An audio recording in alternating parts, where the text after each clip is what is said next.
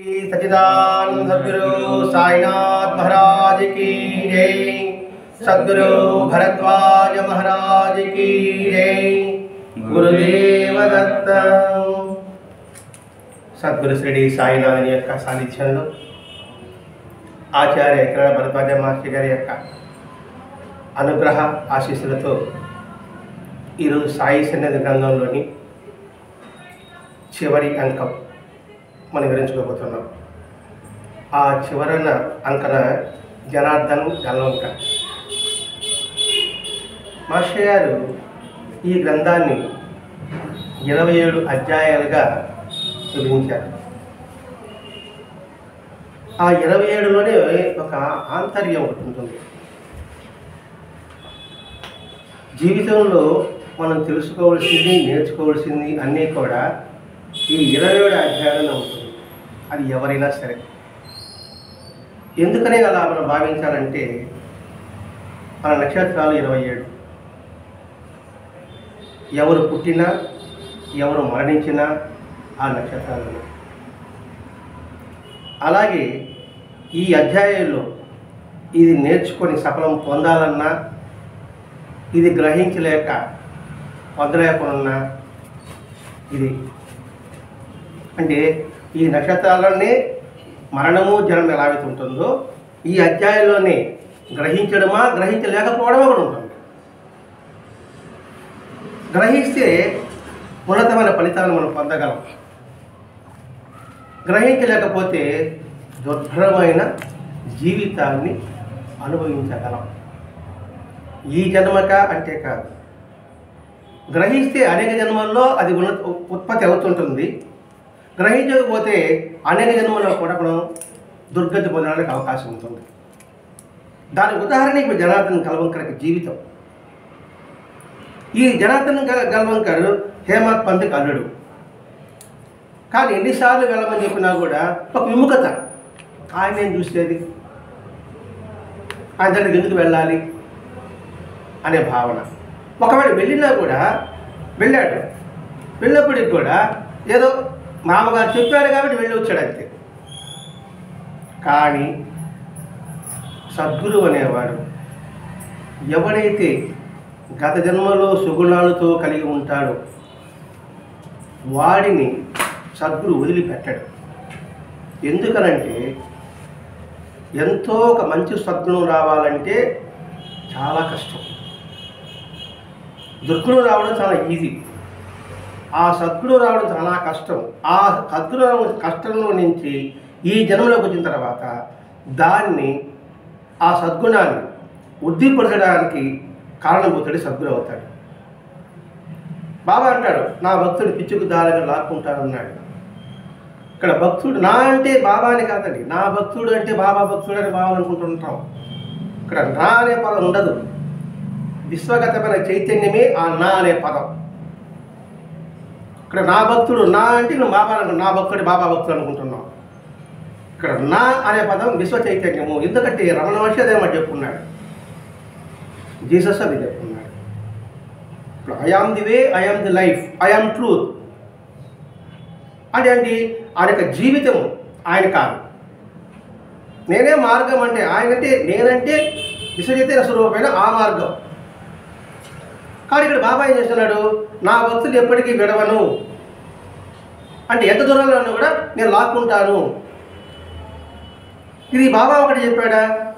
వెంకటేశ్వర చెప్పాడు. కొన్ని వందల గొర్రెల్లో నా గొర్రెని లాక్కుంటానని వెంకటేశ్వర చెప్పాడు.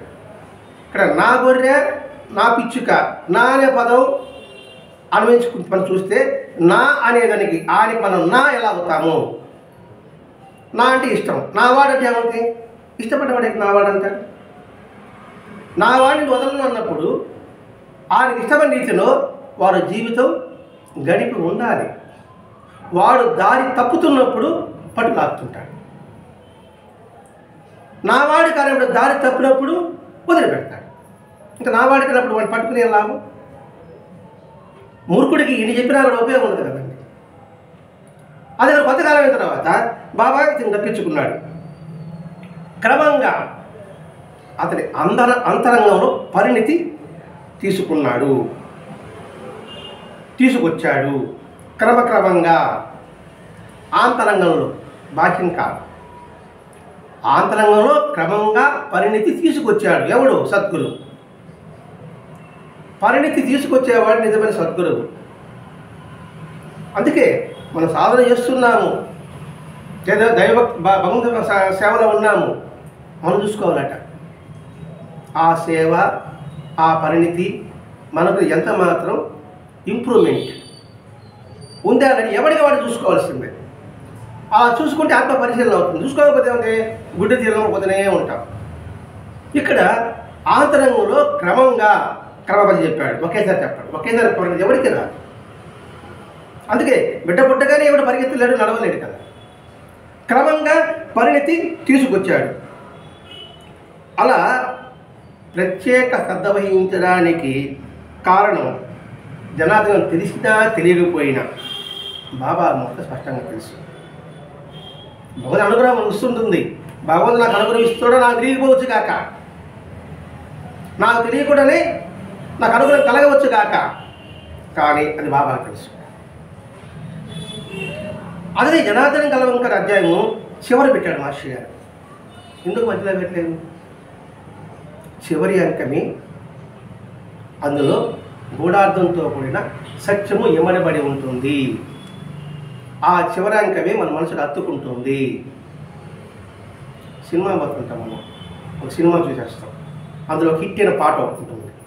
అయిన తర్వాత సినిమా అంతా అయిపోయిన తర్వాత ఆ పాట వేస్తాం లాస్ట్లో. ఎందుకండి ఆ పాట బాగా గుర్తుంటుంది. అది మధ్యలో జరిగిపోయింది కానీ అది అది గుర్తుంటుంది అనేసి మాస్టర్ గారి చివరంకం 27వ నక్షత్రం లాగా దీన్ని మనం అనిపించాడు. ఇతనికి స్వప్నంలో బాబా 2 రూపాయలు దక్షిణ పెరిగాడు. ఆ 2 రూపాయలు మనం నిష్ఠాసపోరి అనుకుంటూ ఉంటున్నాం. జనార్దన కలవడానికి వేరే భావన, వేరే ఆలోచన. ఆ 2 రూపాయల అర్థం ఏంటంటే, ఒకటి, నువ్వు నీతి నిజాయితీతో వ్యవహరించు. అలాగే అసలు ఉద్యోగాలు పెట్టాడు ఇక్కడ. కుటుంబం, సమాజం, వ్యక్తి, ఈ 3 మనం నేర్చుకోవాలి. నీతి నిజాయితీలతో నువ్వు వ్యవహరించాలి. ఉండాలి కాదు, ఉండడానికి వ్యవహరించడానికి తేడా ఉంటుంది. ఉండడం అంటే నా వరకే, వ్యవహరించడం అంటే సమాజంలో అందరితో కూడా. ఇక్కడ నీతి నిజాయితీ, నీతి థియరీ, నిజాయితీ ప్రాక్టికల్. నీతి ఉంది, మరి ఆ నీతిని నువ్వు ప్రాక్టికల్ చేయాలి కదా. వ్యవహరించాలి అన్నాడు. ఎవరి పట్ల? సర్వజీవుల పట్ల. ఒకరి పట్ల, మనుషుల పట్ల కాదు, సర్వజీవుల పట్ల, సర్వ ప్రాణికోటి పట్ల, 80 జీవరాశుల పట్ల. అంటే ఏంటి? నీ ధర్మాలను సక్రమంగా నిర్వర్తించు. చదవడం కాదు, చదివిన దాన్ని ప్రాక్టికల్గా చేయి. రెండవది ఏంటంటే ధర్మబద్ధమైన జీవితం, మంచి క్యారెక్టర్, మంచి శీలము, ధర్మబద్ధమైన జీవితం. అంటే ఈ 2 రూపాయలకి ఈ 2 కళలు చూడు. మంచి శీలము, క్యారెక్టర్ అంటే ఆ క్యారెక్టర్ మంచి అంటే ఏముంటుంది? ఇక్కడ శీలము అంటే గుణము, అంతే కదా. సద్గుణము, మంచి శీలం అంటే. ఈ సద్గుణము అంటే ఏమిటి? మన నిరంతరము మంచి మంచి మంచి మంచి, నిరంతరం ఎదుటి వారిని శుభాన్ని కోరడమే మంచి శీలం. మనం వారికి కీడు చేయలేని ఆలోచన కూడా రానుకున్నాడు మంచి శీలం. 2, ధర్మబద్ధమైన దాంపత్య జీవితం. ఇక్కడ దాంపత్య జీవితం అన్నాడు.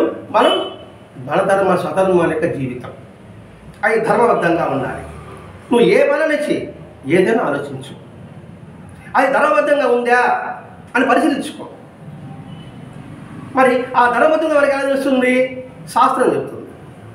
శాస్త్రం నాకు తెలియదు, నేను చదవలేను. సద్గురు ఆదర్శంగా తీసుకో. సద్గురు ఏ విధంగా ధర్మబద్ధంగా ఉన్నాడు చూసుకో. ఇంకా సద్గురు అంటే ఎవరు? మానవ రూపంలోనా? ఈ ప్రకృతి అంతా కూడా, పంచభూతాలంతా కూడా కథమని భావిస్తున్నాను. ఈ పంచభూత హనుగులుగా చూసుకో, వాడిని ఆధారంగా తీసుకో, నువ్వు ధర్మబద్ధమైన జీవితాన్ని నువ్వు గడపగలవు. ప్రతి ఒక్క జీవి వాడి ధర్మాన్ని పాటిస్తూనే ఉన్నాయి. మన మనిషి మాత్రం ఇక్కడ హెచ్చరిక చేస్తున్నాడు. ఇక్కడికి అంటే ఇవన్నీ కూడా నియమాలు పాటించమని. ఈ నియమాలు పాటించాలంటే నిష్ఠ సబూరి కావాలి. అవి పాటించాలంటే శ్రద్ధా సబూరి కావాలి. శ్రద్ధా సబూరి లేకపోతే ఏం పాటించలేము. ఇక్కడ శ్రద్ధ అంటే ఏంటి? శాస్త్రంలో ఏం చెప్పారో దాని పట్ల శ్రద్ధ, మహాత్ములు ఏం చెప్పారో దాని పట్ల శ్రద్ధ. ఎందుకు శ్రద్ధను పెట్టాడు? శ్రద్ధావాన్ లభతే జ్ఞానం. శ్రద్ధ కలిగిన వారికి మాత్రమే జ్ఞానం లభిస్తుంది. ఇప్పుడు జనార్దన శ్రద్ధ లేకపోతే అవి ఎలా ఆచరించగలడు అని అందుకుంటారు. వాటిని ఆచరించాలంటే నిష్ఠా సబూరీలు కోరి వెతుకుంటూ పాటించమని. అతడు చిత్తచిత్తగా చేయగలిగాడు కూడా జనార్దన కలంకర్. మొట్టమొదటేమో ఆయనకు రావడానికి నిరాకరించాడు, రెండవదేమో వచ్చాడు వెళ్ళాడు, మూడవసారి ఏమో హృదయపూర్వకంగా రాగలిగాడు. అంటే దీన్ని బట్టి మనమేమని ఎంచుకోవాలి? ఇది ఒక జనార్దన కలంకర్ చెప్తున్నాడా లేక సమస్త మానవాళి చెప్తున్నాడా? ఇదేని మనం గుర్తించాల్సింది. జనార్దన కలంకర్ అలా చిత్తతో చేయగలిగాడు. ఏ సద్గురువైనా ఇంతకన్నా మనకు మేలు చేయవలసి ఉంటుంది. ఏం మేలు చేస్తున్నాడు? ఆంతరంగం శుద్ధి చేస్తున్నాడు. ఆంతరంగం శుద్ధి ఇంతకన్నా మేలు ఇంకే ఉండదు, ఇంతకన్నా సహాయం మనకే ఉండదు. అలా కాకుండా లౌకికమైన కష్టాలు కోరికలు ఎన్ని తొలగించినా ఇలాంటి నైతిక పరివర్తన కాకుంటే మనం పొందేది ఏమీ ఉండదు. స్పష్టంగా మాట్లాడుతున్నాడు. లౌకికమైన కోరికలు కష్టాలనే కోరుకుంటూ తీర్చుకుంటూ ఉంటూ నైతిక పరివర్తన చెందకపోతే నువ్వు పొందిన ఆ కోరికలు కావచ్చు ఇవి కావచ్చు నిష్ప్రయోజనము. పైన చేస్తుంది. మనం రోజు కోరికలు కోరుతున్నాం, అని ప్రసాదిస్తున్నాడు, అనుగ్రహిస్తున్నాడు. ఆ అనుగ్రహాన్ని నైతికంగా పరివర్తన చెందించకపోతే ఆ అనుగ్రహం కూడా తొమ్మలో తొక్కబడుతుంది. మరి ఏం సాధిస్తాం? నాకు ఒక టాలెంట్ భగవంతుడు ఇచ్చాడు, నేను కోరాను, నాకు ఒక టాలెంట్ ఇచ్చాడు. ఈ టాలెంట్లో అది మాట్లాడడం కావచ్చు, పాట పాడడం కావచ్చు, ఇతరత్ర అదే కూడా కావచ్చు. వాటి ద్వారా నాలో నైతిక పరివర్తన లేకపోతే, నైతిక విలువలతో కూడి ఉండకపోతే, అదేంటి నేను నేర్చుకున్న పాట కావచ్చు, నేను చెప్పిన కీర్తన కావచ్చు, నేను కొంచెం సత్సంగం కావచ్చు, ఇది నాకు ఆయన ఇచ్చాడు, దీంట్లో నేను నిజాయితీగా ఉండగలగా. ఉన్నప్పుడు ఇది ఫలితం, లేకపోతే ఫలితం లేదు. నువ్వు సాధించేదే ఉండదు. భగవంతుడు బొమ్మ నీకు ఇచ్చాడు, ఆడుకుంటే ఫలితం, దాన్ని నేలకేసి కొడితే నిష్ప్రయోజనం. అది చెప్తున్నాడు. ఇక్కడ లోకమైన కష్టాలు కోరికలు ఎన్ని తొలగించిన ఇలాంటి నైతిక ప్రవర్తన రాకపోతే నువ్వు సాధించేది ఏముండదు. ఏం సాధించి కూర్చుంది దానికి ఈ భూమి మీదకి? మానవుల సాధకత, ఆ సాధక నువ్వు సాధించాలి. సాధించడానికి భగవంతుడు నీకు అవకాశాలు ఇచ్చాడు. అవకాశం ఇచ్చినప్పుడు నువ్వు దానిలో నీతి నిజములు లేకుండా అధర్మంగా ప్రవర్తిస్తే నువ్వు వచ్చిన దానికి ప్రయోజనం ఉండదు. ఈ భూమి మీద వచ్చిన దానికి నీకు ప్రయోజనం ఉండదు. ఎందుకంటే అలా పరివర్తన లేకపోతే మరలా అంత దుఃఖము కష్టము కలిగించిన పాపాలు మనం చేస్తూనే ఉంటాము. దుఃఖము పాపాలు ఈ పదం వాడాడు. నైతిక ప్రవర్తన లేకపోతే నాలో టాలెంట్ వచ్చింది, నాకెందుకు దుఃఖం కలుగుతుంది? మరి మనకన్నా వాడు బాగా చెప్తున్నాడేమో, వాడు బాగా చెప్తే నాకు బాధ. పరివర్తన ఉంటే వాడి టాలెంట్ అలా ఉంది, మన టాలెంట్ ఇలా ఉంది, మనం ప్రయత్నం చేద్దాం. అది దుఃఖం. రెండవది పాపం, కష్టం కలిగించే పాపం. అంటే వాడి మీద ఏదో విధంగా చాడీలు చెప్పడం కావచ్చు, లేకపోతే వాడి మాటలతో హింసించడం కావచ్చు. తద్వారా నీకు పాపం వస్తుందా రాదా? ఒరే అంటేనే పాపం లెక్క రాయమన్నాడు వెంకటేశ్వర స్వామి. మరి అందువల్ల నీ నైతిక ప్రవర్తన లేకపోతే ఇవి రెండు కూడా అనిపిస్తూ ఉంటుంటుంది. మళ్ళా అది ఇప్పుడు ముందు జన్మలు అనుభవించాలంటే అది ఇంకా తీవ్రం అవుతుంది. ఇప్పుడు చేశాను పాపం, ఇప్పుడు కలిగిన దుఃఖం, దీనిలో మార్పు తెచ్చుకోలేకపోతే ఇది అంతకంటే పెరుగుతుంది. ఎందుకు ఏదైనా కష్టం వచ్చినప్పుడు దుఃఖం వచ్చినప్పుడు ఏమంటాను, వాడి కర్మల అంటాం, నా కర్మల నేను అంటాను. అంటే వాడి కర్మ నా కర్మ అన్నప్పుడు ఇవి ఇంతకుముందు మనం చేసి ఉండాలి, సర్దిద్దుకోలేకుండా ఉండాలి. సర్దిద్దుకుని ఉంటే ఈ దుఃఖం రాదు, ఈ కష్టం రాదు. అది అంతకంత పెరుగుతుంది సకల వడ్డీలాగా. పుణ్యమైన అంతే, పాపమైన అంతే. చక్రవడ్డీలాగా పుణ్యం పెంచుకోవాలంటే దానికి మార్గం ఉంది, పాపం పెంచుకోవాలన్నా దానికి మార్గం ఉంది. ఆ రెండు మార్గాలు మన మనసులోనే ఉంది. నువ్వు పెంచుకుంటావా, తుంచుకుంటావా? ఇప్పుడు ఎంత కష్టంగా మనకు అనిపించవచ్చు, ఇది చాలా కష్టం కదండి, చేయలేమని. ఇప్పుడే నువ్వు ప్రయత్నం చేయకపోతే ఇంకా పెరిగిన తర్వాత ఇంకా కష్టం అవుతుంది కదా. ఒక నెల ఇల్లు మూసేసాను, దుమ్మంతా ఉంది, ఇప్పుడేం చేద్దాం లేరా అనుకుంటే దుమ్ము అంతకంతకు పెరగదా? అది ఇప్పుడే కొద్ది కొద్దిగా తీసుకుంటాం అనుకోండి, పూర్తిగా పోతుంది కదా. అందుకే మన బలహీన తొలగించిన యత్నం మనం ఈ జన్మలో చేయకుంటే, ఈ జన్మ చేయకుంటే అలా చేసే సంస్కారం మన జన్మలో కూడా మనకు కలగదు. ఇప్పుడు ప్రయత్నం చేద్దాం అనుకో, తర్వాత ప్రయత్నానికి అవకాశం ఉంది, ఛాన్స్ ఇవ్వడు. అందుకని ఆచరణ కాదు, ప్రయత్నము అనే పదం వాడుతున్నాడండి. ఇప్పుడు ప్రయత్నం చేయలేదనుకోండి బాగుపడాలని, ఆ తర్వాత ఇది కూడా అవకాశం నీకు ఇవ్వడు. ఇది పెరిగిపోద్ది కదా చెత్త. కొద్ది కొద్ది చెత్త తీసుకుంటే ఈజీగా ఉంటుంది. చెత్త అంతా వేసుకుంటాం అనుకోండి, ఆ జన్మల తర్వాత ఈ చెత్త ఇంత ఎత్తు అవుతుంది. అప్పుడు చేసుకునే శక్తి కూడా ఉండదు, అవకాశాలు కూడా ఉండదు. అదే చెప్తున్నాడు, ఇప్పుడుగా చేసుకున్న సంస్కారం లేకపోతే మరుజన్మలో కూడా అది కలగదు.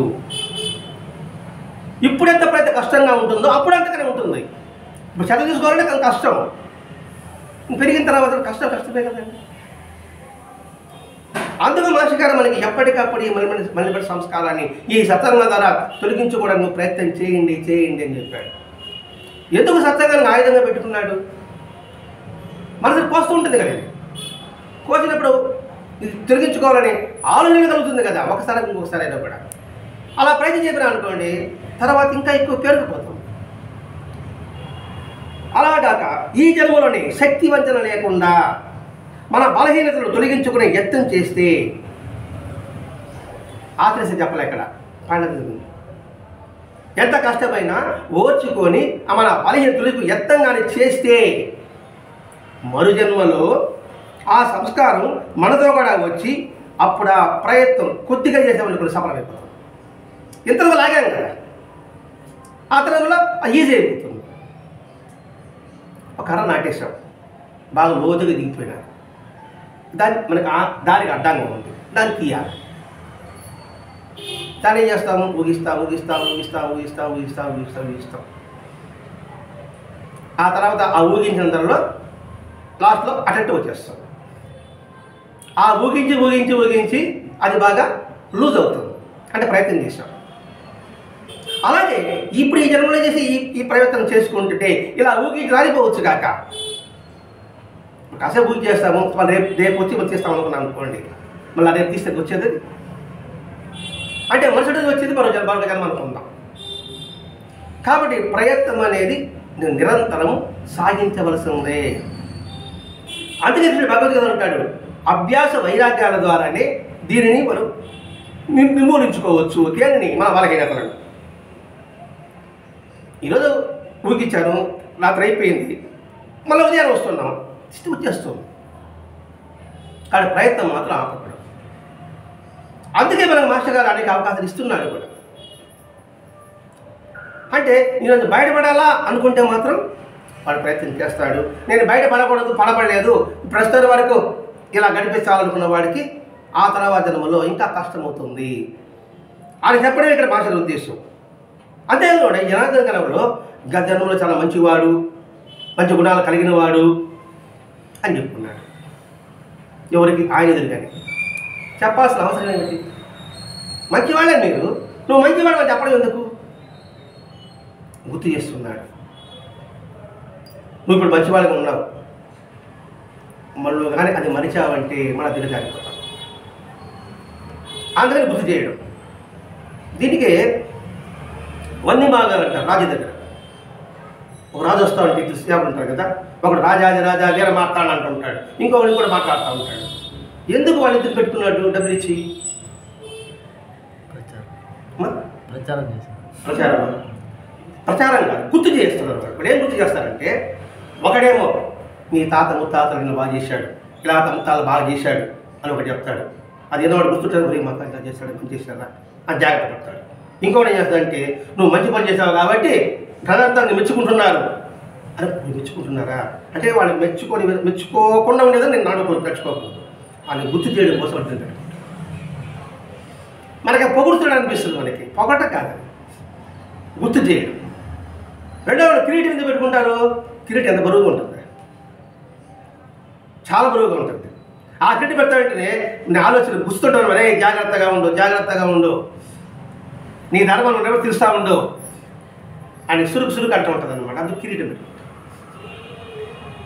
రాజని తెలియాలని పెట్టుకుంటారు కదా. రాజు తెలియాలి. ఆ కిరీటం ఉద్దేశం ఏంటంటే ఆ బరువు తెలుస్తుంది కదా, బరువు ఉన్నప్పుడు ఎలా ఉంటుంది, జాగ్రత్తగా ఉంటాం. ఇప్పుడు మనం నడుస్తున్నాం కదా, నెత్తిలో ఒక 100 కిలో బస్తా బియ్యం పెట్టామనుకోండి, ఫాస్ట్ నడుస్తావా? జాగ్రత్తగా ఆచి తూచి రాళ్ళు ఉందా, రప్పులు ఉందా, ముళ్ళు చూసుకుని జాగ్రత్తగా పోతావు కదా. అటువంటిది ఆ కిరీటం చూడండి. గుర్తు కోసం కాదు, రాజు అనేది మన దృష్టిలో అది గుర్తు కోసం అనుకుంటున్నాము, ఈ పట్ల అతన్ని పొగడతాడు అనుకుంటున్నాము. తన ఆంతరంగం చూడాలి ఇక్కడ. అందుకే స్వభావం చెప్తాడు, నువ్వు మంచి లక్షణాలు కనవాడు, ఇప్పుడు ఈ మంచి లక్షణాలు నీలో ఉన్నాయి, జాగ్రత్త.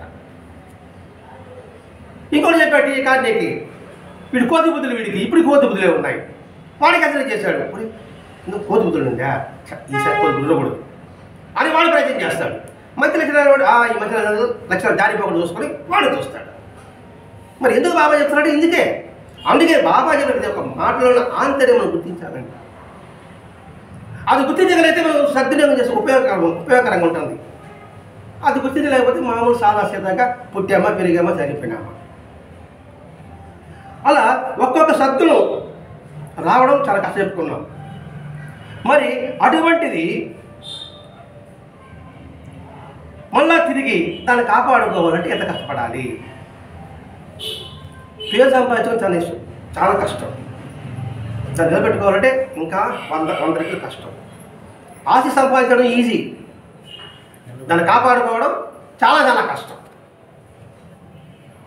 దుర్గుణం రావడం చేసే ప్రతి కష్టమేం కాదు, క్షణాలు వచ్చి పడిపోతుంది.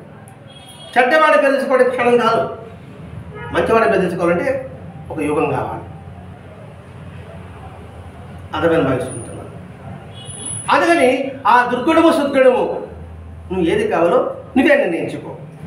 ఒక సద్గుణం అప్పుడప్పుడే ఏర్పడుతున్న దశలో జన్మించిన ప్రతిసారి కూడా ఇప్పుడు నాలో సద్గుణం ఉంది, ఈ జన్మలో గత సద్గుణం ఉంది. ఈ సద్గుణం ఉన్నప్పుడు కొన్ని ప్రలోభాలను ఆకట్టుకుంటాయి. ఆకట్టుకున్నప్పుడు గాడి తప్పచ్చు.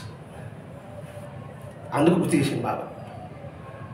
అదే సద్గుణాలు ఉన్నప్పుడు ప్రతిసారి సుఖాలను కోరే స్వభావాలు, ఇంద్రియాలు, మనసు ప్రభావం వల్ల మరలా మనం బలహీనతలు లొంగిపోతాము. అందుకు బాబా హెచ్చరిక చేసింది ఇక్కడ. దానిలో మంచి గుణం అని చెప్పిన ఎగరగితే ఆ మంచి గుణం వల్ల ఏమవుతుంది?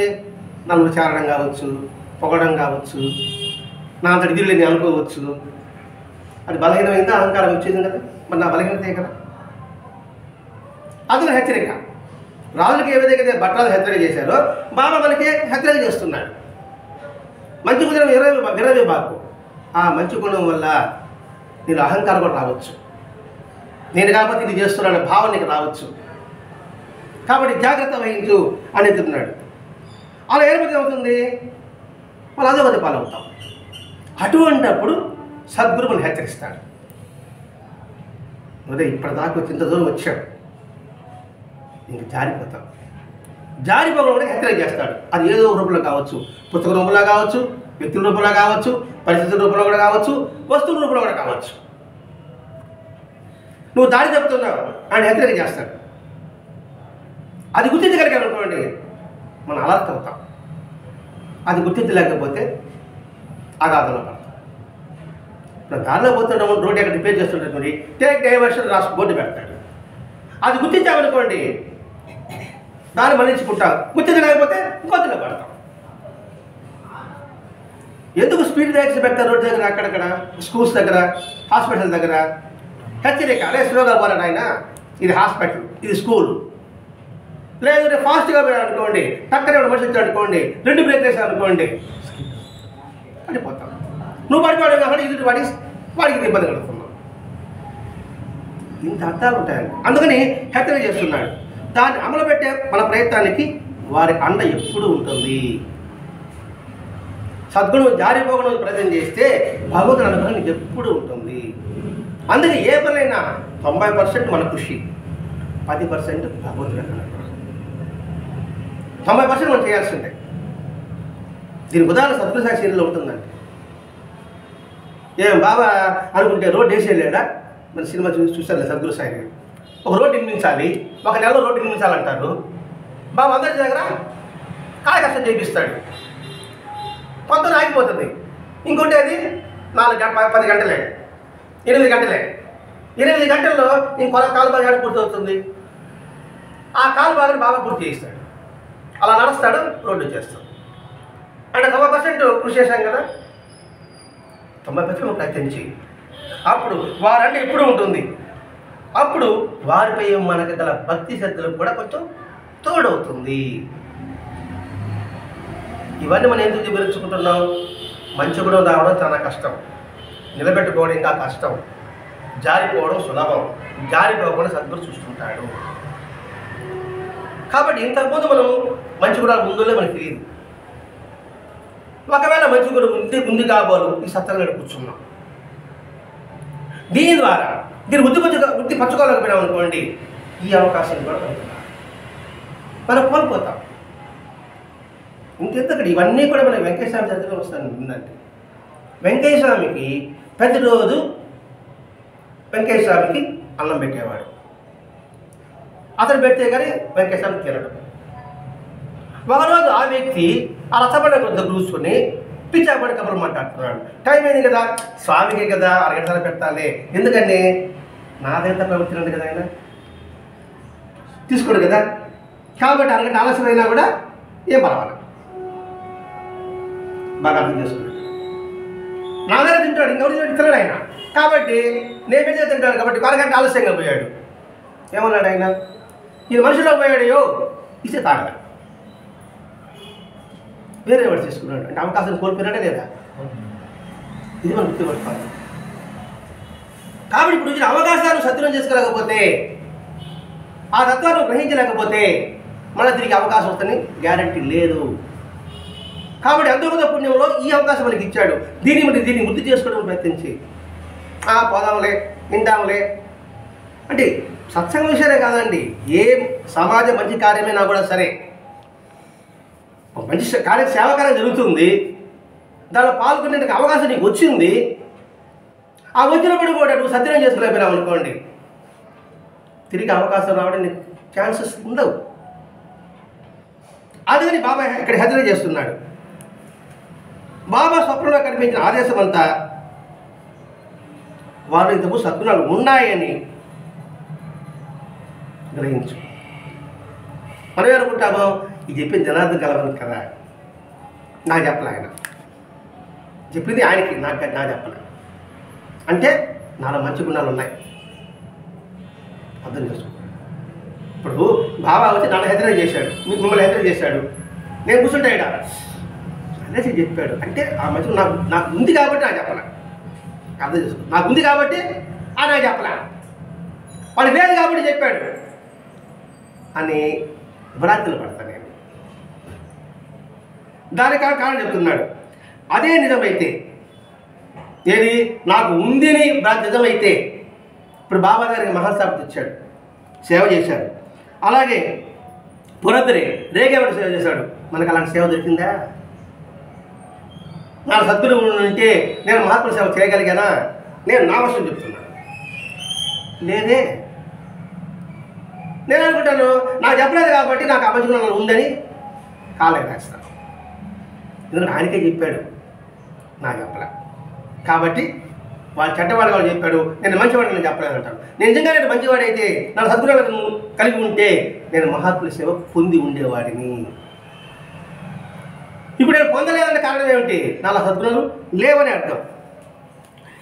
అందుకని ఇక్కడ మన నడవడి ఎవరు మన ఎదుటగా వచ్చి విమర్శలేనంతగా ఉండాలి.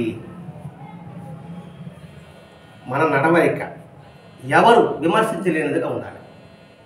ఏదైతే ఎవరు చూపించకూడదు. అసూయతో చూపించవచ్చు కాక పరోక్షంగా వారు ఎన్నడుకున్నా కూడా సరే నీ సంబంధంగా అది మాత్రం. పరోక్షంగా అసూయతో వారు ఎన్నడుకున్నా నీకు సంబంధం లేదు. నువ్వు మంచి చేస్తున్నావు, నాకు పట్టదు, అసూయ నీ మీద నిజం చెప్తా, నీదే చెప్పను, పరోక్షంగా కూడా చెప్తా. నీ మనసానికి తెలుసు నువ్వు మంచి చేస్తున్నావు చెడు చేస్తున్నావు. నీ మీద వారం లేక నేను సారీ చెప్తా. ఎన్నెన్నుకున్నా పర్వాలేదు. బాబా వారికి జన్మలో ఇంకా ఇలా దర్శనమిచ్చి హెచ్చరించకపోవడానికి ప్రధాన కారణం అదే. ఎవరికి? నా బోడి గారికి. ఎందుకని చెప్పడం లేదు ప్రత్యక్షంగా అంటే ఆ ఆలోచన లేదే. చెప్పి ఏం ప్రయోజనం? చెవిటోడికి సంఘం వస్తే ఉపయోగం ఉంటుందా? శబ్దం వస్తుంది, వాడికి ఏం వినపడదు. ఎందుకు నాకు బాబా చెప్పలేదంటే ప్రధాన కారణం ఇదే. నాలో దాన్ని సద్వినియోగం చేసుకునే ప్రయత్నం నేను చేయలేకపోవడం వల్ల. ప్రయత్నం చేస్తే ఫలితం ఉంటుంది, ప్రయత్నం చేయలేకపోతే ఏ ఉపయోగం ఉంటుంది? అందుకని నాకు చెప్పలేదు. ఎందుకంటే ఆయన హెచ్చరిక చేసిన దాన్ని విశ్వాసంతో ఆచరించే దశలో నేను లేనట్లే. ఆయన చెప్పినా కూడా సరే ఆచరించే ఆలోచన లేనట్టే. ఎందుకు నాకు చెప్పడం లేదు. అందుకని సద్గురువు హెచ్చరించినా కూడా మనము ఆచరించే దశలో మనం లేనట్లే. అంటే అందులో అడుగు పెట్టలే. మనం కోర్టులోకి అడుగు పెడితే కోచ్ వచ్చి ఏదైనా ఆట నేర్పిస్తాడు. నువ్వు కోర్టు బయట ఉంటే నీకేం నేర్పిస్తాడు ఆయన? ఆట ఉందనుకోండి, లోపలికి వస్తే నేర్పిస్తాడు. నువ్వు బయట ఉంటే చూస్తూ పడమని అనుకుంటాడు. అంటే ఏమిటి? అది చేసుకునే సాధన లేదు. అందుకని ఆ దశలో మనం ఉన్నట్లేదు. ఇప్పుడు బాబా చేత మనం చదువుతున్నాం. ప్రత్యక్ష భక్తులందరికీ ఆయన ఎలాంటి హెచ్చరికలు చేశారో మనం చదువుతున్నాం, వింటున్నాం. మరి అలా వింటూ కూడా వారి ఆదేశంగా తలచి మనం వాటిని పాటించే ప్రయత్నం చేయలేకపోతున్నాం. నేరుగా వచ్చి ఆయన చెప్తేనేనా? గ్రంథ రూపంలో ఆయన ఉన్నాడు, పఠన రూపంలో ఆయన ఉన్నాడు, అలా చెబుతున్నాడు కదా. ఇప్పుడు గ్రంథ రూపంలో ఎంతమందికి మహాసాపతి కావచ్చు, సాటే కావచ్చు, జవహరాలి కావచ్చు, దేవిదాసి కావచ్చు, మహుద్దీన్ తంబూలికి కావచ్చు, ఆ సంఘటనలో చూడండి కావాలి ఎట్లా ఉంటుందో. వాళ్ళకి హెచ్చరికలు చేస్తున్నారు. మరి ఈ హెచ్చరిక మనం కూడా అన్వయించుకోవాలి. అందుకే మన ప్రతి సత్సంగంలో ఒక సంఘటన చెప్పడం, దాన్ని మనం అన్వయించుకునే ప్రయత్నం చేస్తున్నాం. నేను సత్సంగంతో అలా జరిగింది. ప్రతి ఒక్క పాయింట్ కూడా అలా అన్వయించుకుంటే మనకు ఉపయోగం. చదివితే ఏం ఉపయోగం? ఎన్ని పుస్తకాలు చదివావా కాదు, అందులోని సారాంశం ఎంత తెలుసుకున్నావా కాదు, ఎంత గ్రహించావు అనేది కావాలి. శాస్త్ర పాండిత్యం అనేది కావాల్సింది ఇక్కడ. ఆ పాండిత్యంలో సారాన్ని గ్రహించావా అది చూసుకోవాలి. గ్రహించగలిగితే నీలో పరిణితి వచ్చినట్టు, పరిణితి పొందినట్టు. అందుకని చెప్తున్నాడు, చదివి కూడా నీకు ఏం తెలుసుకోలేకపోతున్నావు, పాటించే తీవ్ర ప్రయత్నం చేయలేకపోతున్నావు. వారి ఆదేశంగా తీసుకోవాలి. ఆయన చెప్పింది మహల్సాపతికి కాదు, సాటేకి కాదు, రేగేకి కాదు, కాశీబాయికి కాదు, మనకి. ఇప్పుడు కాశీబాయి అనే ఆయన కూడా వాళ్ళ పిల్లవాడిని మసీదులో పెడుతుంది, ఆయన కూలికి పోతుంది. ఆ పిల్లవాడిని ఆయన సోదరు బాబా కాపాడుతాడు, రోజు రూపాయి ఇస్తాడు.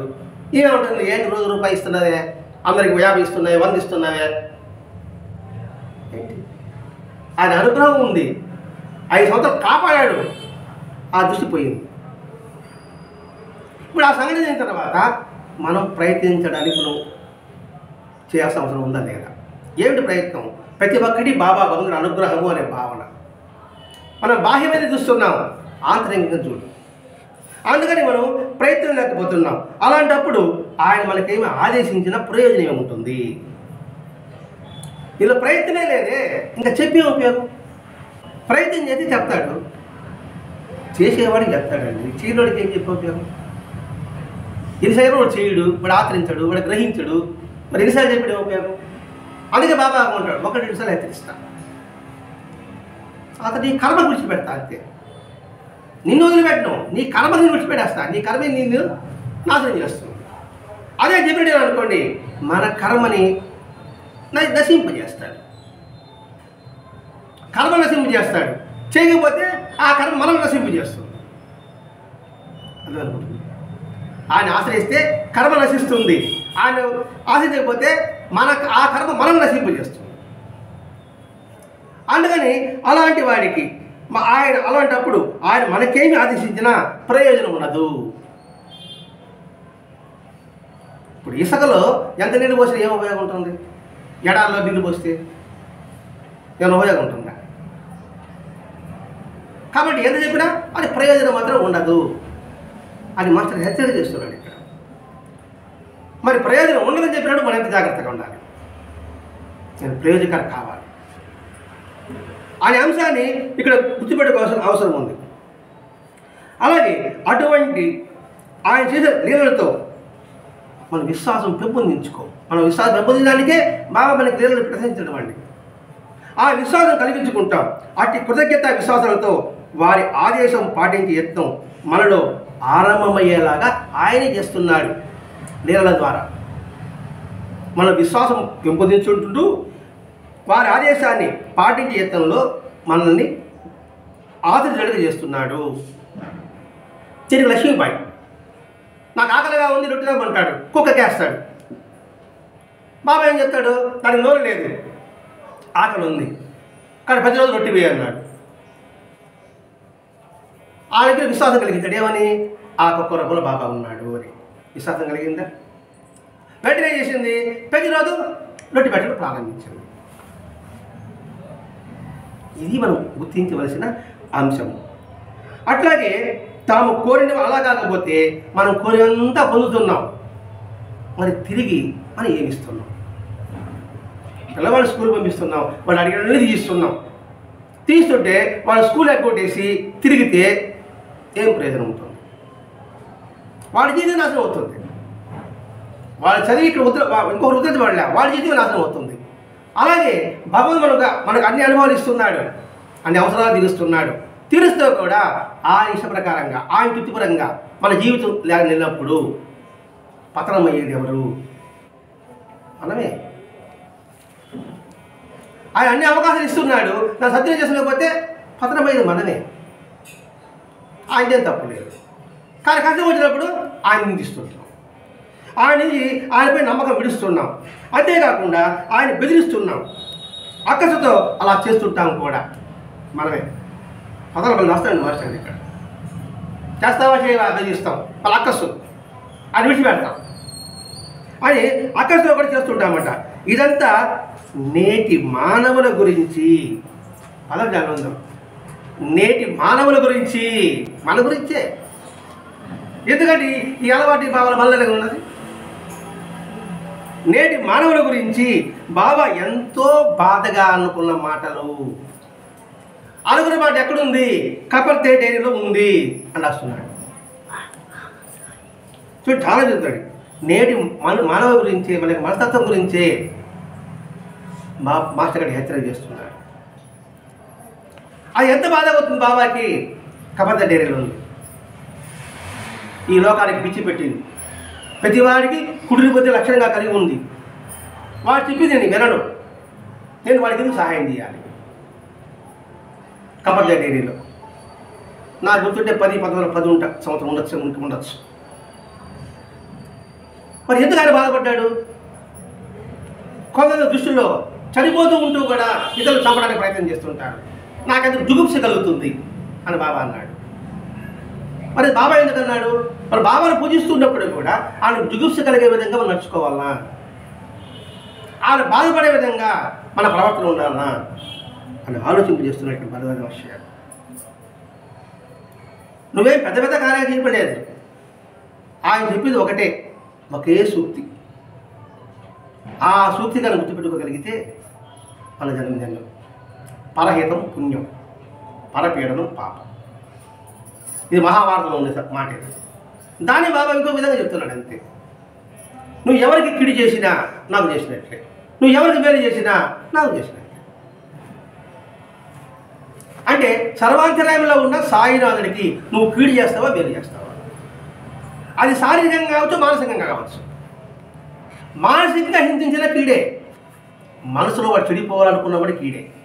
పైకి మాత్రమే బాగుంటారు, కానీ మనసులో కూడా నువ్వు చెడిపోవాలనుకున్నా అది కూడా కీడే. ఎందుకంటే నీలో బాబా ఉన్నాడు కదా. నేను మంచి చేయలేకపోవచ్చు కాక నువ్వు చెడిపోవు, నేను ఎందుకు కోరుకోడు? కాబట్టి మీ రూపంలోని బాబాకి నేను కీడు చేస్తున్నా, మంచి చేస్తే మీ రూపంలోని బాబాకి నేను మంచి చేస్తున్నా.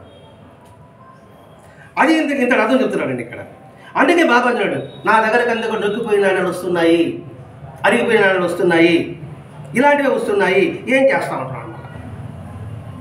మనమంతా ఎవరు అరిగిపోయినవి నొక్కిపోయినవి మనం అందరం వాళ్ళకి ఆయనకి అదంటారు. ఏం చేసేది మళ్ళా? మరి ఏం చేస్తున్నాడు? దాన్ని బాగా అడగ చేస్తున్నాడు, కడగ పెడుతున్నాడు, మంచి నాలుగా తయారు చేస్తున్నాడు, చెలుబాడి నాలుగా తయారు చేస్తున్నాడు. అందుకే ఈ నాణ్యాలే బాబా. మనలో మనుషులన్నీ మనల్ని పట్టిన మనుషులే. ఆ మనుషుని ఆయన యొక్క నీళ్ళ ద్వారా మనం శుద్ధి చేస్తున్నాడు, శుద్ధి చేసి సమాధానం ఉపయోగపడేదిగా చేస్తున్నాడు. అది మనం గుర్తించాలి. అదే ఒక శ్రేష్ఠ మాస్టరు బాబాయ్ అన్ని పిచ్చోడండి అది ఇది అంటే వచ్చినప్పుడు బాబాయ్ బోనేసిన కొండ మీద నీళ్ళు పోస్తూ ఉంటాడు.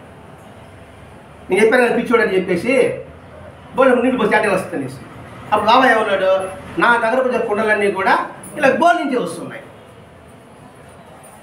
మరి బోల్ నుంచే వస్తే నువ్వు ఎంత నీళ్ళు పోసి ఏడాది నిలబడుతుంది. మన హృదయం కూడా బోలించిన కుండలు అయిపోయినాయి. ఇంకా బోలించిన కుండల్లో వస్తే ఆ ఎన్ని నీళ్ళు చెప్పినా సాక్షాత్ మన పక్కనే ఉండి మన చేయి తట్టి బుధం తట్టి చెప్పినా మనం ఏమైనా ఉంటాం? మనం బోలించున్నావే, అందులో ఏం నింపబడుతుంది? ఈ సూక్తి బాబా ఎన్నిసార్లు చదువుంటాం మనం బోలించిన కుండలు కాకూడదు, మనం బాగా తిరగబడి ఉండాలి. వర్షం వస్తుంది, వర్షం వచ్చినప్పుడు నీళ్ళు కావాలంటే మనం బింది పెడితే నీళ్ళు పడుతుంది. ఈ గ్లాస్ పెట్టామనుకోండి 4 చుక్కలు పడుతుంది. అది పెద్ద అన్న పెట్టామని ఇంకొంచెం ఎక్కువ పడుతుంది. అలాగే 30 కిలోల ట్యాక్స్ పెట్టామనుకోండి, అన్నం ఉండేది ఎక్కువగా పడుతుంది. ఎందుకని మూది వెడల్పుగా ఉంది కదా. మూది వెడల్పుగా ఉంటే ఎక్కువ నీళ్ళు పడుతుంది. మూది చిన్నదిగా ఉంది, ఆకారం పెద్దదిగా ఉంది, నీళ్ళు పడుతుందా? అది విశాలత్వమే జీవితం, సంకుచిత్వమే మరణం. వివేకాండి మాట. ఆ 30 కిలోల ట్యాక్స్ విశాలంగా ఉంది కాబట్టి వర్ష నీళ్ళు త్వరగా నిండుతుంది, ఎక్కువగా వస్తుంది.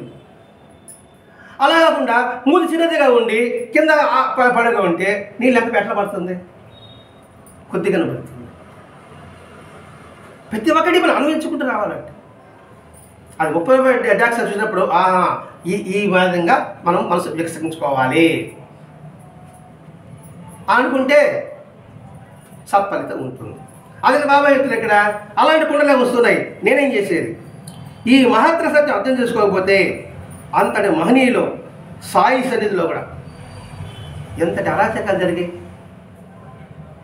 ఎంత దుష్టశక్తులు ప్రవేశించాయి. సాటి అధ్యాయాలు వస్తుంది.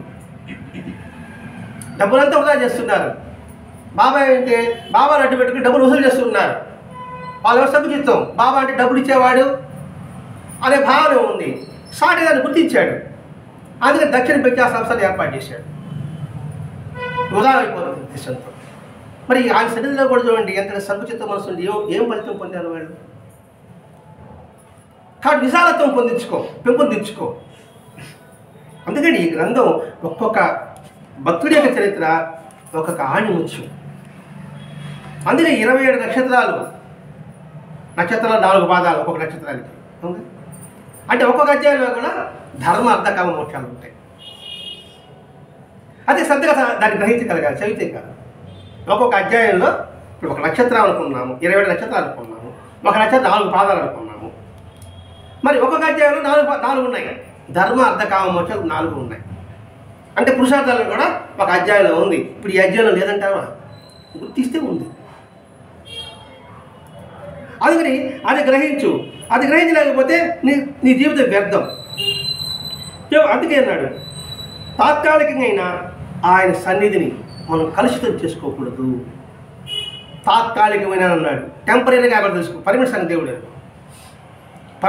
తాత్కాలికంగా ఆయన సన్నిధిలో ఇప్పుడు ఆయన కూర్చో, ఆయన సన్నిధిలో కూర్చున్నాం. తాత్కాలికమైన ఈ సన్నిధిలో కూడా మన బుద్ధి ఆలోచనలు ఎలా ఉండాలి చెప్తున్నాడండి. అంటే ఈ కాసేపు కూడా నీ మనసు ఎలా ఉండాలి, ఏది ఆలోచించాలి, ఏది పట్టుకోవాలి, ఏది గ్రహించాలి, ఏది విడిచిపెట్టాలి. అంటే తాత్కాలికంగా కూడా మన మనసు వక్రబారలో పోవడానికి అవకాశం ఉంటుంది. కనీసం తాత్కాలికంగా అయినా, కానీ సత్సంగంలో ఉన్నప్పుడైనా సరే కనీసం బయట సంగతి దేవుడు మంచి ఆలోచన కలిగి ఉంది. దుర్బుద్ధి ఉంచుకోవద్దు. ఎదుటివాడి పత్రం కావాలని కోరుకోవద్దు. అందుకే తాత్కాలికంగా అయినా ఆ సన్నిధిని ఎలా కలుషితం చేస్తుందో తెలుసుకున్నవాడికి అర్థమవుతున్నాడు, తెలుసుకున్నవాడికి అర్థం కాదు. అందుకే అర్థం కాని పదం వాడుతున్నాడు మాస్టర్ గారు. వాడేం చెప్పినా కూడా ఏమైనా సాధ్యమే కదా అని అంటాడు. అందుకని ఏంటాడు, అది మనకు అర్థం కాదు. దానికే బాబా చూడండి మామిడి పూత గురించి చెప్తాడు. ఒక్కొక్కసారి అద్భుతం అండి, బాబా చెప్పండి ఏది లేదండి. ఆ మామిడి పూత అంతా పండ్లైతే ఎలా ఉంటుంది, పూతలో తేడా ఉండదు. పూత సైజు ఒకటే ఉంటుంది. పెద్ద పూత చిన్న పూత ఉంటుంది, మామిడి పూతలో ఉండదు. ఒకే సైజులో ఉంటుంది. ఒకే రకంగా భగవంతుడు మనల్ని మనకు జన్మించాడు. మరి ఈ ఒకే పూత ఎంతవరకు ఆ కొమ్మలు అడ్డుపెట్టుకుంటుంది? గాలి వస్తుంది, వాన వస్తుంది, తుఫాను వస్తుంది, జారిపోతుంది. వీటిని తట్టుకు నిలబడింది అనుకోండి, అది పిండి అవుతుంది, కాయ అవుతుంది, పండు అవుతుంది. ఆ పండు అనేక వృక్షాలకి ఆధారం అవుతుంది. అది మహాత్ముల యొక్క జీవితం. మహాత్ముల యొక్క జీవితం ఎన్ని ఆటుపడులకి అడ్డు పెట్టుకున్నారు కాబట్టి వారి యొక్క జీవితం ఆదర్శమైంది. ఇప్పుడు ఈ సాయి సన్నిధిలో ఉన్న 27 అధ్యాయాల ద్వారా అందుకే మహాత్ముల యొక్క జీవితం ఆదర్శంగా తీసుకో. అందుకే శైవ మతంలో నయనాలు చెప్పారు, వైష్ణవ మతంలో ఆళ్వార్లు చెప్పారు, భాగవతంలో చెప్పారు. ఎందుకు చెప్పారు? వాళ్ళు పడ్డ కష్టాన్ని ఆదర్శంగా తీసుకో. అది కష్టం అనుకుంటే కష్టం, ఇష్టం అనుకుంటే కష్టం లేదు. వాళ్ళు ఎందుకు కష్టపడ్డారు? ఎట్లయినా సరే నేను సాధించాలి, కష్టపడినా సరే. ఒక రాయి ఉంది, ఉడిదెబ్బలు ఓర్చుకుంటే అద్భుతమైన విగ్రహంగా తయారవుతుంది, దాన్ని పూజింపబడుతుంది. ఆ ఉడిది తట్టుకోలేదు అనుకోండి, రాయి పక్కన పెట్టేస్తారు. కానీ లక్ష్యశీతి ఏంటని మనం తరించాలి.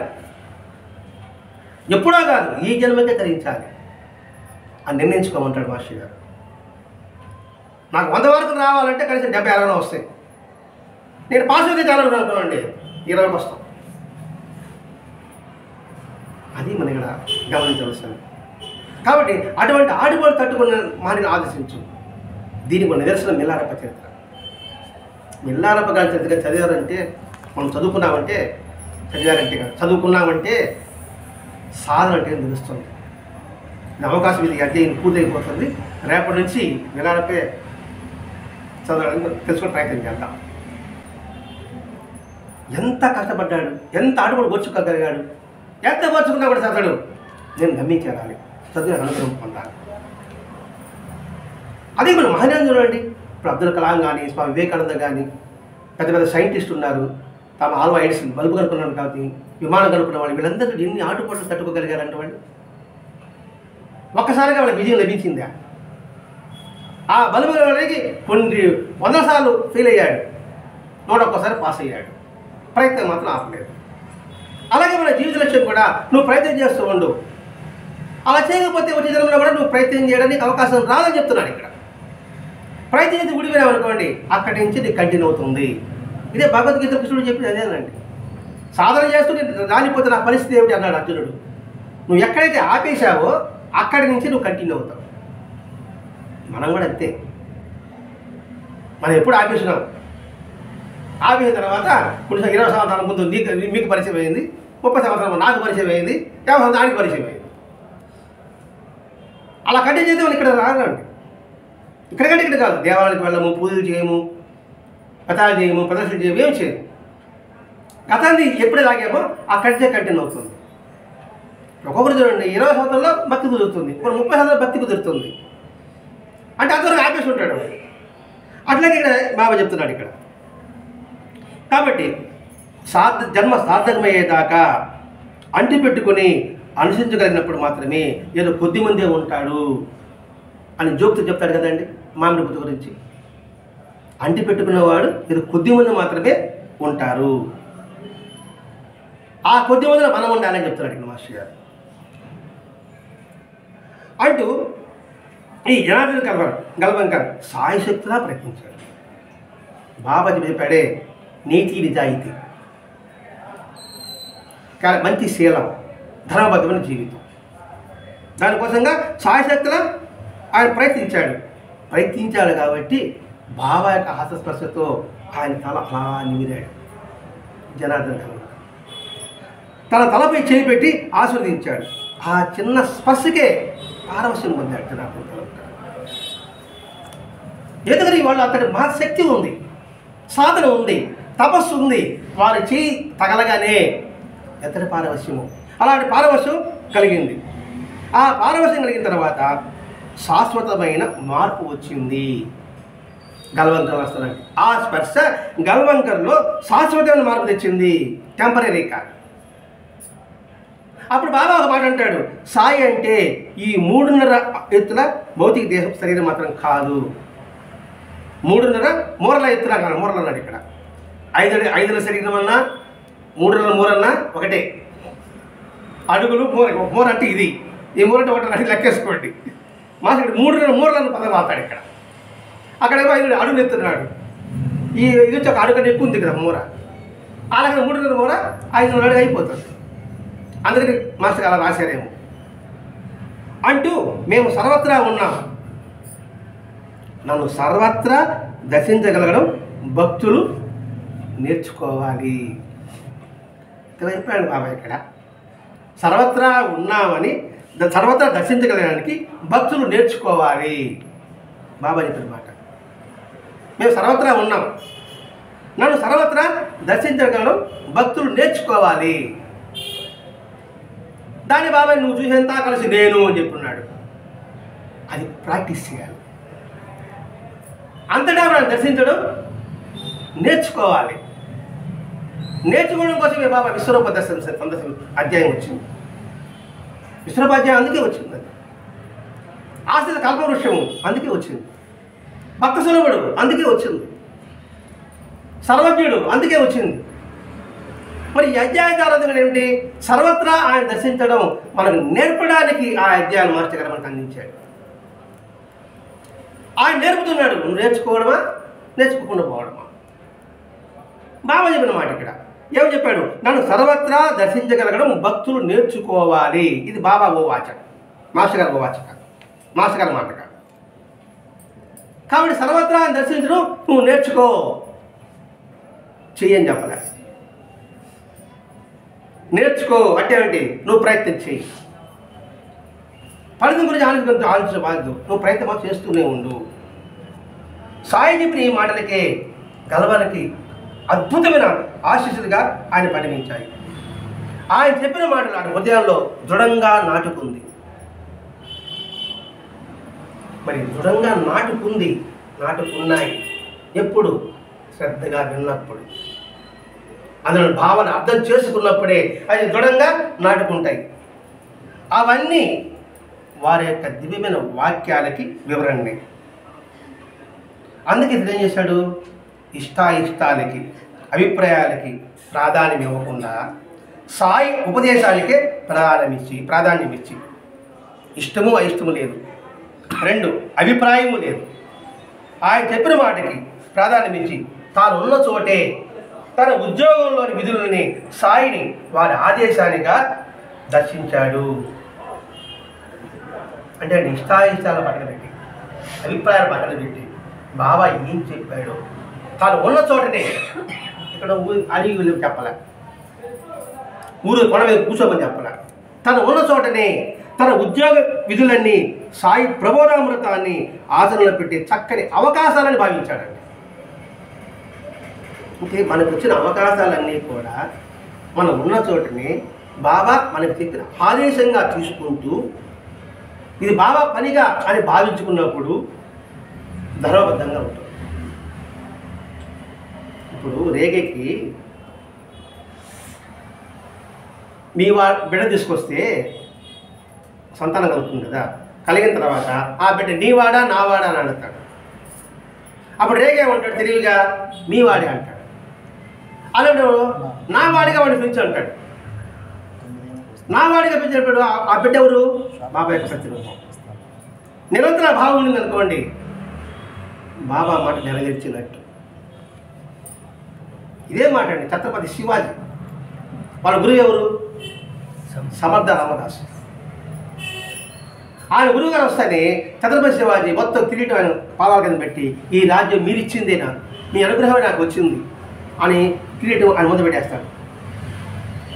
పెట్టిన తర్వాత నేను సన్యాసి, నాకెందుకు ఈ రాజ్యం, అట్లా కాదు మీరు తీసుకోవాల్సిందే అంటాడు. గురుదక్షిణ తీసుకోమంటాడు, రాజ్యం మొత్తం ఇచ్చేస్తాడు. నాకెందుకు అంటాడు, కాదు తీసుకోమంటాడు. అలాగే సార్ తీసుకుంటాడు. తీసుకొని సింహాల మీద పెట్టి నేనుగా పరిపాలిస్తున్నట్టు నువ్వు పరిపాలించు, నేను అక్కడ కూర్చున్నట్టుగా భావించి నువ్వు పరిపాలించు అంటే సింహాల పక్కన ఈయన శివాజీ ఉన్నాడు, పరిపాలించాడు. ఏమని? సద్గురు అక్కడ ఉన్నాడు, సద్గురు అక్కడ ఉన్నాడు. ఉన్నప్పుడు నీతిగా ఉంటాడా, అవినీతిగా ఉంటాడా, ధర్మంగా ఉంటాడా, అధర్మంగా ఉంటాడా, పక్షపాత ధోరణి ఉంటుందా, ఎదురు గురువుగారు చూస్తున్నా, ఆయనతో పరిపాలిస్తున్నా. మరి పరిపాలిస్తున్నప్పుడు నా నడవడికి ఎలా ఉండాలి, అదండి ఇక్కడ బాగా చెప్పడం. అందుకే ప్రతి ఒక్కటి అంశంలో అన్ని కోణాల నుంచి మనం అనుసంధానం చూసుకుంటూ రావాలి. అందుకని తన ఉద్యోగ విధులన్నీ సాయి ప్రబోధామృతాన్ని ఆచరణలో పెట్టే చక్కని అవకాశాలని, లౌకిక జీవితిని ఆయన చెప్పి అభ్యసించడానికి సరైన రంగస్థలమని అతడు గుర్తించాడు. ఈ పదాలు ఉండండి ఇక్కడ. లౌకిక జీవితమే ఆయన చెప్పినవి అభ్యసించడానికి సరైన రంగస్థలము. ఏది? ఈ లౌకిక జీవితమే. ఈ ప్రపంచంలో ఉంటూ కూడా మనం చేసే విధులన్నీ, మనం చేసే పనులన్నీ కూడా ఆయన ఆదేశమని భావించు, ఆయన పని అని భావించు. ఆయన పని అని భావించినప్పుడు ఇది శ్రద్ధ కలుగుతుంది. కాబట్టి ఇందులోనే ఉండి ముక్తి పొందవచ్చు, మోక్షం పొందవచ్చు, అంటే తృప్తి పొందవచ్చు, ఆనందాన్ని పొందవచ్చు. కాబట్టి రంగస్థలం ఇదే. అందుకే వెంకటేశ్వర ఎలా ఉండాలో ఏకాంతం చెబుతుంది, ఎలా ఉన్నావో సమాజం చెబుతుంది అంటాడు కదా వెంకటేశ్వర. సూత్రులు ఉంటాయి కదా, ఎలా ఉన్నావో ఈ సమాజం చెప్తుంది ఇక్కడ. కాబట్టి ఈ సమాజం చెప్తేనే కదా నాలో బలహీనత బయటపడుతుంది, నాలో మంచి తెలుస్తుంది. కాబట్టి వేదిక ఇదే. అందుకే మాస్టర్ గారు మన చుట్టూన ప్రపంచమే నిత్య సాధనకి వేదిక అని మహాత్ముడు ముందు పెట్టి చెప్తారు చూడండి. మన చుట్టూన ప్రపంచమే సాధనకి వేదిక అంటే ఇదే మనకు తెలుస్తుంది. ఇదే ఒక రంగం, ఒక స్టేజ్. ఈ స్టేజ్లోనే నువ్వు ఎలా నటిస్తావు అంటే సినిమాలు నటన అనుకుంటావు, ఎలా జీవిస్తావు, అలా జీవిస్తే సాధ్యమవుతుంది. సినిమా నాటకం చూసుకున్నాను, స్టేజ్ నాటకం వేస్తావు. ఆ నాటకంలో నాకే పాత్ర ఇచ్చారో దాన్ని సకరంగా చేస్తే అందుకు తప్పట కొడతారు, శబాష్ అంటారు, జ్ఞాపకం ఇస్తారు. అలా కాకుండా నా పాత్ర నేను సదిలో చేసుకోలేకపోయినా అనుకోండి, తీసి పక్కన పెడతారు. తప్పటి సంగతి దేవుడు. ఇంకోసారి మాకు ఛాన్స్ ఇస్తారా? సినిమాలో కాదు, నాటకం కావచ్చు, నువ్వు ఈ పనే చేయాలి అంటే ఆ పనే చేయాలి. అలాగే అప్పుడు ఇంకో పని చేస్తానంటే పక్కన పెడతాడు. నువ్వు కామెడీ యాక్టర్, నువ్వు కామెడీ చేయాలి కానీ హీరోగా ఉండాలంటే ఫలితం ఉండాలి. అలాగే మనకు ఒక పాత్ర ఇచ్చాడు, మనకు ఏ పాత్ర ఇచ్చాడో మనం గుర్తించాలి. ఈ సమాజం నాకు ఏ పని ఇచ్చాడో గుర్తించాలి. దాన్ని ఎలా ఉండాలి, ఆయన నచ్చే రీతిలో, తృప్తికరించే రీతిలో, ఆయనకి ఇష్టమైన రీతిలో ఉండగలగాలి. డైరెక్టర్ చెప్పినట్టు చేస్తేనే కదండి వాడికి పేరు వస్తుంది. ఆయన కూడా చేయకపోతే ఏం చేస్తాడు డైరెక్టర్? వాడిని తీసుకోండి, మళ్ళీ నువ్వు అనిపెట్టి అర్హత కాదు. సొంతంగా చెప్తున్నాను అనుకోండి, ఆయన చెప్పిన చెప్పలేదు అనుకోండి, రేపు నా సొంతంగా నాకు అవకాశం ఇస్తాడంటారా? వీడియో సుత్తు కొట్టుకుంటున్నాడు, వీడియో సుత్తే దీని ద్వారా లబ్ధి పొందుతున్నాడు, సేవ చేసుకుంటున్నాడు, డబ్బు సంపాదించుకుంటున్నాను, కీర్తి చెప్పి పేరు తెచ్చుకుంటాను అనుకున్నా అంటే రేపు ఇస్తాడంటావా? ఇదే మనం గుర్తించాలి ఇక్కడ.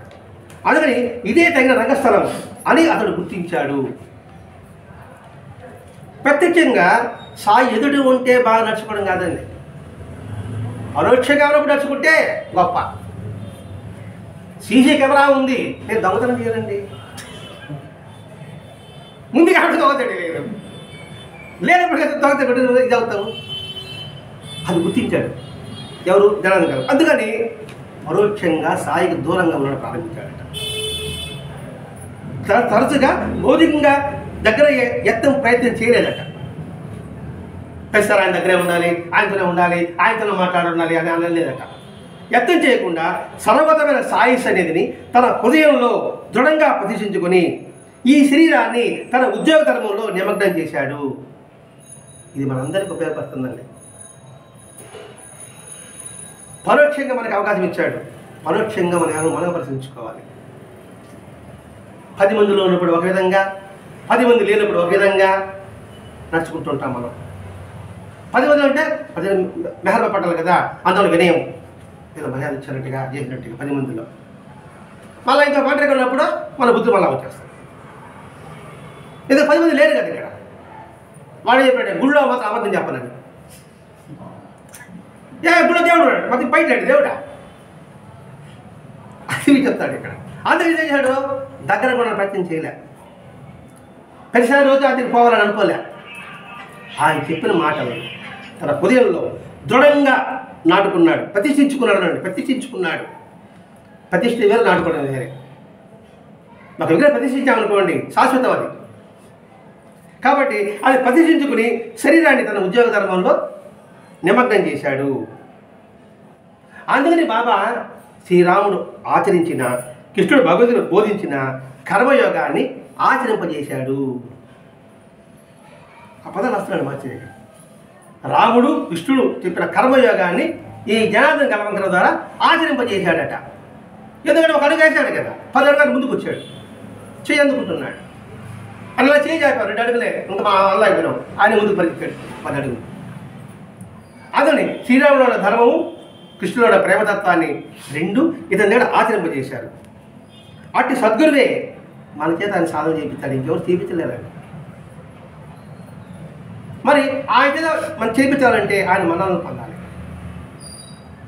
ఆయన మనల్ని పొందగలిగితే మనం చిన్న పొరపాటు చేయకపోయినా వెంట సర్దిస్తాడు. చిన్న పొరపాటు ఏదైనా ఇప్పుడు సమ్మేళనం చేసుకున్నాము. ఆ సమ్మేళన డైనింగ్ హాల్లో నేనేమనుకున్నాను, ఆడ బోనా పెడతాను అనుకున్నాను. బయట ఎందుకు షామ్యాల ఖర్చు అది నా స్వామి అయింది. బయట ఎందుకో షామ్యాల ఖర్చు అది ఆడ అన్నాను పెట్టాలనుకున్నాం. వెంటనే మేనేజర్ వచ్చాడు. ఏం సార్ బయట 2 షామ్యాలు వేయండి, లోపల బ్రహ్మను పడుకుంటాడు కదా, దాదాపు ఒక 50 పడుకోవచ్చు కదా అని సర్దిద్దాడు. అంటే ఆ మేనేజర్ రూపంలో బాబా చెప్పాడే లేదా? పని మంచి సగం మంచిదే, కానీ పనిలో కొంచెం తేడా వచ్చింది. అందుకని ఆ మేనేజర్ రూపంలో వచ్చి ఇలా చేయబాక సార్, మీకు జనం అంటున్నారు, రూములు సాలేదు, 50 పడుకోవచ్చు. పని షాపులు వేసాము, ఎంతమంది పడుకుంటారు అక్కడ? అది ఇది చదివాలని గుర్తొచ్చింది. కాబట్టి మనం సత్సంకల్పం ఉంటే మనం చిన్న పొరపాటు చేయడానికి పూరుకున్నా కూడా ఆయన సర్దిద్దుతాడు. అది ఇక్కడ జనార్దన్ కల్వరికి ఇక్కడ వచ్చిందనమాట. మనం వాటిని పూర్తిగా అనుసరించలేకపోతున్నాము. ఆయన చూపిస్తున్నాడు, పూర్తిగా అనుసరించలేకపోతున్నాము. ఇక్కడ అనుష్ఠానం అంటే ఏంటి? ఆయన చెప్పిన భావాన్ని హృదయంలో నింపుకుంటూ చూపు, వినడం, మాట, నడత చేయడమే అనుష్ఠానం. మన చేత తప్పు, ఎందుకంటే మన చేత ఈ తప్పుడు చేయబడిన మనస్సే ఎలా సర్దిద్దుతుంది? మనసే హెచ్చరిస్తుంది. మళ్ళీ అది ఏదో మనం బాగుపరచగలది సద్గురువు మాత్రమే. అందుకని తాత్కాలికమైన పరిస్థితులకి తలవకుండా వారిపై విశ్వాసంతో మన మార్గంలో ఎదురయ్యే కష్ట నష్టాల మధ్య ఓర్మితో యథాశక్తి వారు ఆరాధించిన ధర్మాన్ని అనుసరించడమే మన మనసుని తర్ఫీదివ్వు అని చెప్తున్నాడు. అలా తర్ఫీదిస్తే నువ్వు ప్రయత్నం చేయగలవు. అప్పుడే అది దక్షిణ సమర్పించడానికి నిజంగా 2 చేతులు నమస్కారం పెట్టాలంటే అది. అంటే యథాశక్తి కష్టాన్ని ఓర్చుకొని దాన్ని, ఆ ప్రయత్నాన్ని, నీకు ఇచ్చిన లక్ష్యాన్ని నువ్వు నెరవేర్చు. ఇలా ప్రతి ఒక్క విషయంలో కూడా. అందుకనే సాయి జనార్దన్ కల్వంకర్ని అట్లా కింద పడకుండా చేయగలిగాడు. అంటే జనార్దన్ గారు నిరంతరము సాధన పరంగా ఉండగలిగాడు. అలాగే ప్రతి ఒక్కడు కూడా అలా ఆచార్యులు పూర్తిగా తెలిసిన వారు ఎవ్వరూ కూడా తాముగా ఎవరికి ఉపదేశించరు. ఇలా చెయ్యి ఇలా చెయ్యి ఇలా చెయ్యి అని చెప్పరు. వాడికి జీవితమే ఆచరణ. వాడి ఉపదేశాన్ని వాడికి తిరిగి ఎక్కడ ఉంటుంది? వాడికి అలా ఉద్దేశం అనుకోండి, ఇది జారిపోతుంది.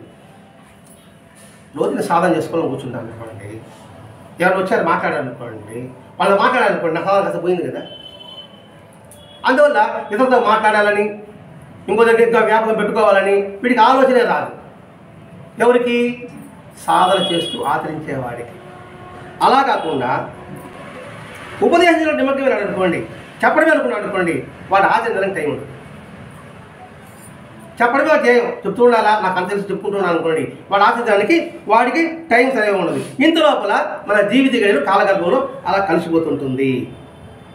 వాడు లోకాన్ని మెప్పించాలని చూస్తాడే కానీ హృదయాత్మక సర్వసాక్షి అయిన భగవంతుని మెప్పించడానికి వాడు ప్రయత్నం చేయడు అని మనం స్పష్టంగా చెప్పేశాడు. సద్గుడు మెప్పించే అవకాశమే వాడికి రాదు కూడా అట. ఎందుకంటే వాడి లోకం యొక్క పేరు కావాలి, కీర్తి కావాలి. ఆశించేవాడికి లోకంతో పనిలే. లోకంతో పని పెట్టుకోవడానికి వీడి సాధన కాస్త పుట్టుపడిపోతాడు. ఈత నదిలో వరదలు వచ్చేస్తుందండి, వాడు ఈత కొట్టుకుంటూ పోతున్నాడు అనుకోండి, పక్క ఈత ఇలా కొట్టాలి ఇలా కొట్టి చెప్పడానికి వాడికి అవకాశం ఇక్కడికే ఉన్నాయి. వాడు ఎలా గట్టి దాటిపోవాలని ప్రయత్నం చేస్తాడు వాడు. అలా కాకుండా వాడు లోకాన్ని మెప్పించాలనుకున్నవాడు ఆచరణకి చాలా దూరంగా ఉంటాడు. ఎల్లడలా బాబా తన దగ్గరే ఉన్న స్పృహలోనే ఉన్నాడు. ఒకసారి 1921లో ఈయన కాశీ ప్రయాగం వెళ్ళి అక్కడ ఒక మహాత్ముడు దర్శించాలని కోరుకున్నాడు. వెంటనే 7 సంవత్సరాలు మామూలుగా ఒక మహాత్ముడు కనబడట. 7 సంవత్సరాలకు ఒకసారి ఎప్పటికి రాడట. అటువంటి ఆయన ఒక మహాత్ముడిని దర్శనం ఇచ్చి ఇదంతా దక్షిణ తీసుకున్నాడు. అదేంటి, అందరూ కూడా బాబా నాకు దర్శనమిస్తున్నాడు అనే స్పృహలోనే ఉన్నాడు. ఆయనకి 3 అనాలు ఆ మహాత్ముడు స్వీకరించాడు. కారణం ఇతరుల వల్ల సత్వగుణం, సాత్విక గుణం. సత్వగుణం సాత్విక గుణం ఉంటే భగవంతుడు మనకు సహకరిస్తాడు. 1932లో 1917 వచ్చాడండి ఫస్ట్. ఆ తర్వాత 4 సంవత్సరాల తర్వాత 21లో కాశీ. ఆ తర్వాత 11 సంవత్సరాల తర్వాత 1932లో బాబా కల్లో కనబడ్డాడు. నీకేం కావాలన్నాడు. అంటే బాబా సమాధి అయిన 14 ఏళ్ళ తర్వాత నీకేం కావాలంటే మీ దివ్య ప్రేమ మాత్రమే కావాలి.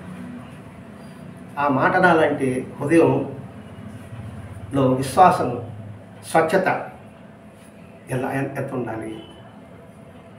అదే నా కల్లా కలమ నేను ఏమడుతున్నా, మా అమ్మాయి పెళ్లి చేయాలని. ఏది బాబా మా అమ్మాయి పెళ్లి చేయలేదు అంటారు. అది గుర్తొస్తుంది నాకు.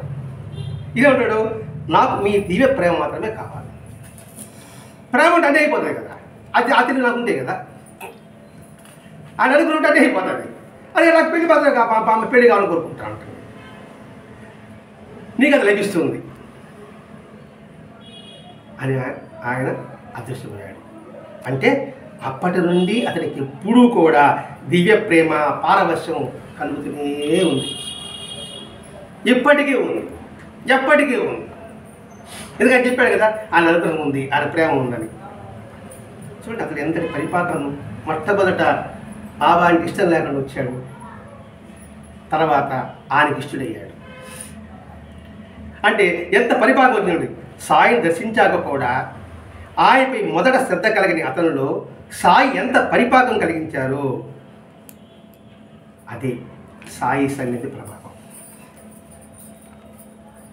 అంటే ఆయన యొక్క దివ్య ప్రేరణ పొందడానికి మనం ఎంతగా కృషి చేయాలో మర్నాథ మాస్టర్ గారు 27 అధ్యాయాల ద్వారా మన గొప్ప భాగవతాన్ని అందించాడండి. ఇది గొప్ప భాగవతం. ఇది దీనిలో అర్థం మనం ఎంతగా గ్రహించగలిగితే భావాన్ని, అంతగా ఆయనకి మనం ఇష్టమైన రీతిలో ఉండగలం. ఆయన యొక్క దివ్యమైన ప్రేమని, అనుగ్రహాన్ని, ఆశీస్సులని సంపూర్ణంగా పొందగలం. అది ఈ సాయి సన్నిధి గ్రంథంలో మర్నాథ మాస్టర్ గారు మనకు అందించిన గొప్ప మహోన్నతమైన గ్రంథం. ఈ గ్రంథం ద్వారా మనం గ్రహించవలసింది చివరి అధ్యాయం జనార్దన కల్వంకర్. నీతి నిజాయితీతో నీ ఉద్యోగ ధర్మం కావండి, కుటుంబ ధర్మం కావండి, గృహ ధర్మం కావండి, నువ్వు నిర్వర్తించు. ధర్మబద్ధమైన జీవితాన్ని నువ్వు సాగించు. మంచి శీలాన్ని, గుడ్ క్యారెక్టర్ కలిగి ఉంది. అలా కలిగి ఉంటే ఆయనకి దివ్య ప్రేమని మనం సంపూర్ణంగా పొందగలం. అడుగడుగున అనుక్షణం కూడా ఆయన మన సంతే ఉంటాడు. సర్వత్రా ఆయన దర్శించడం మనం నేర్చుకోవాలి. అందరిలోనూ అన్నిటిలోనూ ఆయన ఉన్న భావన స్ఫురణని దృఢంగా విశ్వసించుకోవాలి, దాన్ని ప్రతిష్ఠించుకోవాలి. అదే ఈ సన్నిధి మనకి మార్గం చూపింది. స్వస్తి. శ్రీ సచ్చిదానంద సద్గురు సాయినాథ్ మహారాజ్ की जय, सद्गुरु भरद्वाज महाराज की जय, गुरुदेव दत्त।